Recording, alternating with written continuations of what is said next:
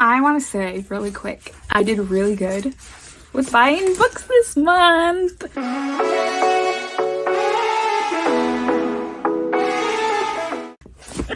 Hi everyone, it's me again, Kiana, and welcome back to my channel. As you guys can see from the title of this video, we are going to be doing my January book haul. I only got 6 books in the month of January, and I'm actually really proud of myself because I only bought 5, and one was from my January Owl Crate unboxing that I'll link somewhere on the eye. So yes, I'm very proud of myself. Let's go ahead and get started with this video. So one of the first books I bought this month was the Undercover Bromance by Lisa K. Adams. This is the second book in the Bromance book club. I think it's like 4 or 5 books out, so I'm only like halfway. And this one we follow Liv, which in the first book is Gavin's sister-in-law, who wants to get revenge on the sous chef where she used to work at because he fired her after she witnessed him harassing a young hostess. In order to get that, she has to get the help from Brandon Mack, who we meet in the first book, who Gavin didn't like. And she doesn't trust him, I believe, because she knows about the romance book club. But Mac, from what I guess, is going to fall for her. So he enlists the help of the Bromance book club. And with the romance suspense novel they are reading, the book club helps Liv set up a sting to try to trap the sous chef. As I said in my TBR, which I don't know will be before or after this, I particularly didn't like Liv in the first book, so I don't know how I'm going to be feeling about this book being maybe about her. I do love Mac though, so hopefully it'll be better. And I think I lied. I think I only bought 4 books because this next book was a late Christmas present from one of my best friends, Rochelle. So thank you, Rochelle. And she got me The Love Hypothesis by Ali Hazelwood. This was the big book that was going on around Book Talk, Bookstagram, all that. And we follow a third-year PhD candidate, Olive Smith, and she doesn't believe in lasting romantic relationships, but her best friend does, and that's what got her into this situation. And convincing Anne that Olive is dating and well on her way to happily ever after was always going to take more than a handy wavy Jedi mind trick. Scientists require proof. So like any self-respecting biologist, Olive panics and kisses the first man she sees. That man is none other than Adam Carlson, a young hotshot professor and well-known ass, which is why Olive is positively floored when Stanford's reigning lab tyrant agrees to keep up her charade a secret and being her fake boyfriend. And when a big science conference goes haywire, putting Olive's career on the Bunsen burner, Adam surprises her again with his unyielding support and even more unyielding six-pack abs. Suddenly, their little experiment feels dangerously close to combustion, and Olive discovers that the only thing more complicated than a hypothesis on love is putting her own heart under the microscope. So, first of all, I love this cover. Second of all, I feel like that's everyone, like when you get up in age and you're not dating, everyone wants you to be happy, like, oh, but I'm in a relationship, you should be in a relationship too. And sometimes it doesn't just always work out like that. So I'm very happy that she bought this for me, and I cannot wait to dive into this.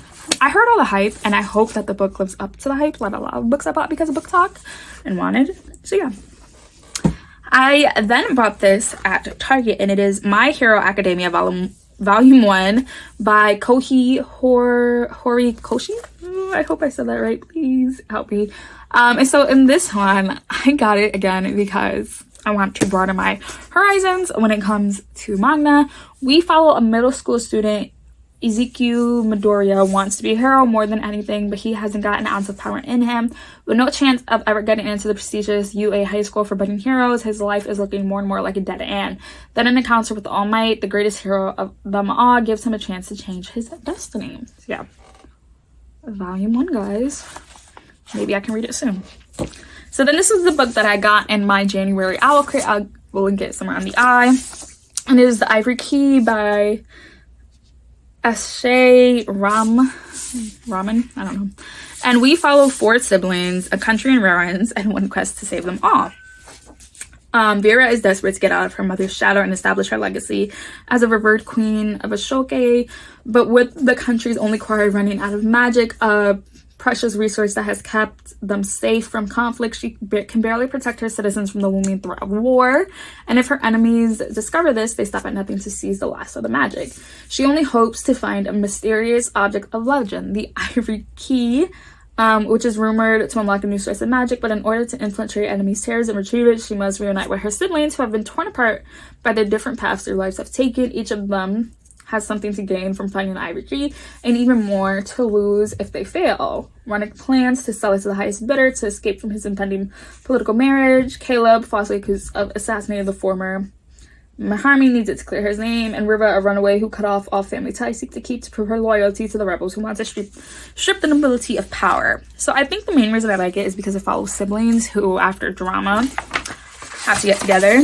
And I think I love the reversible dress jacket more than the regular one because it's all the siblings. Like, I love when they do this because you can also imagine what people look like in your head, but I would like to see like what the author wants us to see. Like, this is what I see my people to be, because, you know, artists can whitewash them. So yeah, I'm very excited to read this.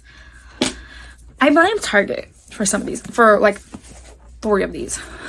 My Hero Academia, and then these 2 books. I met People We Meet on Vacation by Emily Henry, the author of Beach Read. My sister has read the Beach Read and she loves it, so I bought this book to try to see if I will love it. So we follow Poppy and Alex. They have nothing in common. She's a wild child. He wears khakis. She has an insatiable wanderlust. He prefers to stay home with the book, like me. And somehow, ever since a fateful car share home from college many years ago, they are the very best of friends. For most of their lives, they live apart, she in New York and him in their small hometown. But every summer for a decade, they take one glorious week of vacation together. Until 2 years ago, when they ruined everything, they haven't spoken since.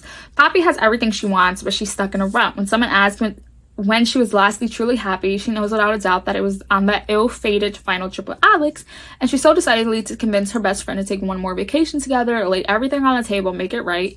He agrees. Now she has a week to fix everything, if only she can get around the one big truth that has always quietly in the middle of their seemingly perfect relationship. What could possibly go wrong? People like it. My sister loves this author, and hopefully I can read it. I do want to start reading more adult romances, and branch out. Hopefully I can do it. And then I came into the hype and I bought It Ends With Us by Colleen Hoover. I have been told time and time again by Book Talk and everyone else, this is going to break my heart. So we follow someone named Lily, and she hasn't always had it easy and has never stopped her from working hard for the life she wants. She's come a long way from the small town, it's always small towns, in Maine, where she grew up. She graduated from college, moved to Boston, and started her own business. So when she feels a spark with a gorgeous neurosurgeon named Ryle Kincaid, everything in Lily's life suddenly seems almost too good to be true.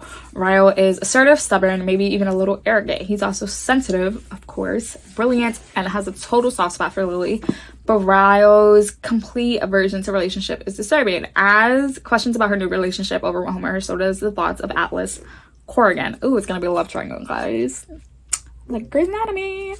Her first love and a link to the past life she left behind. He was her kindred spirit, her protector. When Atlas suddenly reappears, everything Lily has built with Ryle is threatened. With the bold and deeply personal novel, Colleen Hoover delivers a heart-wrenching story that breaks exciting new grounds for her as a writer. It Ends With Us and is an unforgettable tale of love that comes at the ultimate price. So yeah, I've been told time and time again this is going to break my freaking heart. And maybe I need that. Maybe I need a good cry. I haven't cried in a while when it comes to books. So yeah, I blame Target for these 3. And then Book Talk for these. So yeah, those are the books I bought in January. So technically I only bought 4. I was gifted 1 and I got another one in my subscription boxes. So I think I did really, really good with personally only buying 4 books. So that is it for this video right here. I'll leave them right here to videos you guys should go check out. I try really hard to post 2 to 3 times a week. And hopefully I'll see you guys very, very soon with another video. Bye!